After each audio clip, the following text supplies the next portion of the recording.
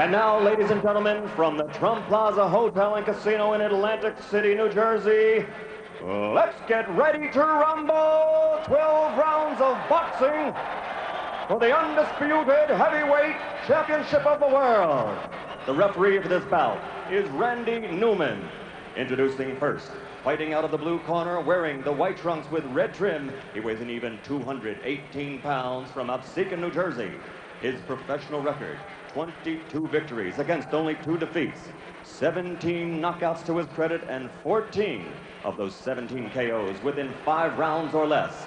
Ladies and gentlemen, the #1 heavyweight challenger in the world today, Carl "The Truth" Williams.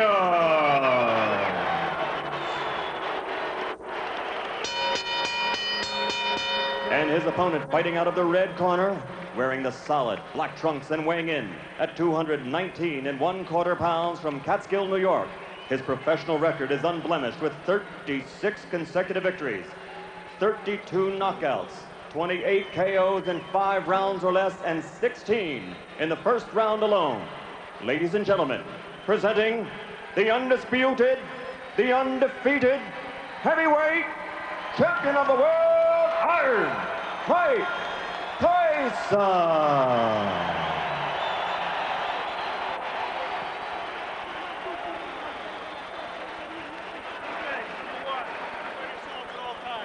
Number 2, obey my commands. I'll shake hands and come out of the bell. Keep in mind that Mike Williams has a tendency to get hit by left hooks. Carl Williams, excuse me. I can think of better tendencies that a fighter should have who's going out to face Mike Tyson. Indeed, Carl Williams has been floored 7 times in his career. Twice by James Quick Tillis, twice by Jesse Ferguson, 3 times by Mike Weaver, and in every instance, the decisive blow was a left hook. The people in Williams' corner are sincerely worried about what he does in the first 30 seconds against the Tyson onslaught. And it would appear that the strategy to begin with is to hold, and referee Randy Newman says, we're not going to start that way. This is sort of reunion here because both men are just throwing punches. In fact, Williams here can select to fight Tyson inside. He claimed the other day that if Tyson throws any unnecessary punches, illegal punches, he will accommodate him and throw the same punches back. Well, Frank Bruno felt the sting of Tyson's elbow several times, as other opponents have complained that they have felt it as well. All right, let me hear. Can I stop punching? Step back. Step back. Because Williams' left jab is so strong, that should help him as long as he keeps that right hand up and watch Tyson's left hook. Right, stop punching. When you tell me stop punching, that's it. Let's go.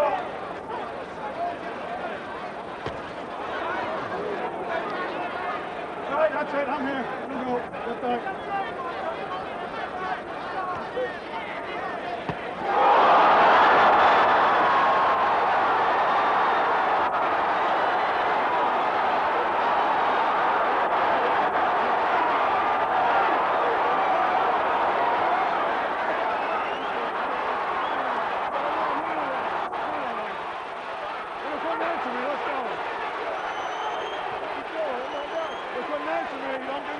Unofficially, I've got this fight being 1 second longer than Tyson Spinks. 1:32 instead of 1:31. It was, as you started to point out, again, Larry, a left hook. Williams was very unhappy at the end of that. Randy Newman, the referee, asked him a question, obviously about how he felt or what his name was or where he was, and apparently he got the wrong answer because he stopped the fight immediately. I didn't see any reason to stop the fight, and I'm curious to see what that answer was, and I'm going into the ring to see if I can find out. Good luck, Larry. 1:33, Larry. It was 2 seconds longer than the Spinks fight. The unofficial demarcation of the knockout comes at 1:33 of the first round, and you can see a disgusted Carl Williams who thinks that he should have been allowed to continue. And Ray, I've got to agree with Larry. It was a fairly peremptory stoppage. Well, the way I judged it, because he appeared to be okay, but then again, the referee is closer to the pitcher than we are. What was that question likely to be? Where are you? What day is this?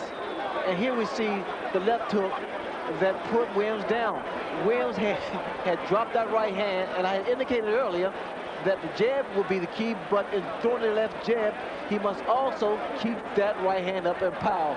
There's that left hook.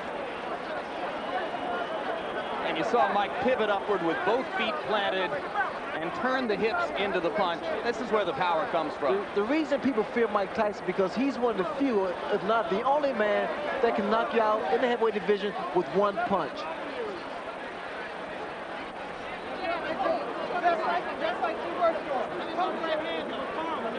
Here's another look at the devastating left hook. And what Tyson does here, he bobs and weaves, gets under that jab and counters with a beautiful left hook. Perfectly timed as Williams was dropping the right hand, just as you said he did after throwing the jab. Well, what happened for Williams, the fact that his left hand, his left jab rather, was working, and he felt very comfortable.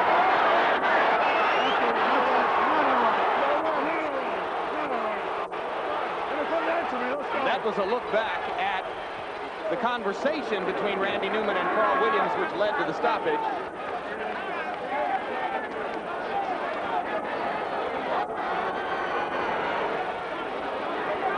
Mike Tyson, as usual, awesome. When he got up at 8, he was wobbly. He wasn't standing up. He was leaning against the ropes. I asked him a question, a very simple question. How do you feel? Not for the answer, but to see how he responded. His eyes were blank. His expression was blank. He had no answer. Is there any chance that he misunderstood what you wanted him to respond to? I don't think so. Let me tell you why. He's had a lot of professional fights and a lot of amateur fights.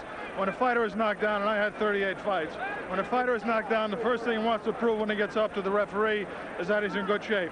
Number one, he wasn't standing on his feet. He was leaning on the ropes. Number two, he couldn't answer me. And number three, his eyes were dead.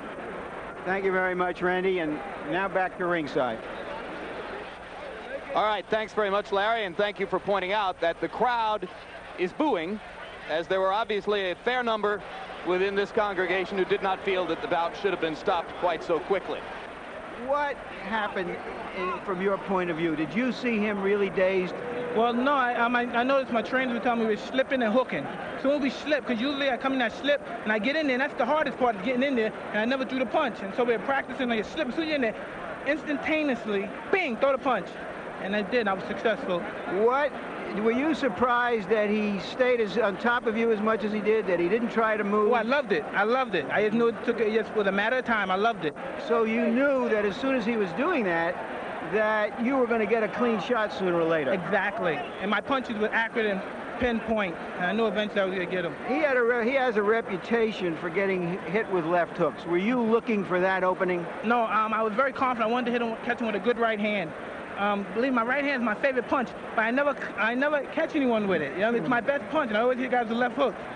All right, we're going to try to take a look at the where's the monitor? At the monitor, if we can find it, so that we can determine what happened. Champion non-pro. All right. Okay, it was a clean left hook. Did you? I mean, you sparred with him years ago. We know that it didn't mean anything. Were you surprised that he went so fast? Well, no, I knew if I catch someone clean, they'll go, regardless who they are. Mm-hmm. But you know, when the referee he hit him with a shot, it looked like he was able to get up, but I guess the referee called what he saw, because I didn't think he was hurt that bad, but I know I hit him with a clean shot. Speculate for me. How long would it have taken you to get him down a second time if the fight went on? Oh, no problem. I'd have been all over him. Maybe it's better that the referee did stop early. I would have been all over him. That's when I'm most dangerously, when I know I have someone hurt. You've talked about being in control of your career. Tell us what you think is next. Who is next? Well, I'm just taking it one step at a time. I'll fight anybody. You know what I mean? I don't discriminate from anybody. I'm the best fighter in the world, and there's no man that can beat me.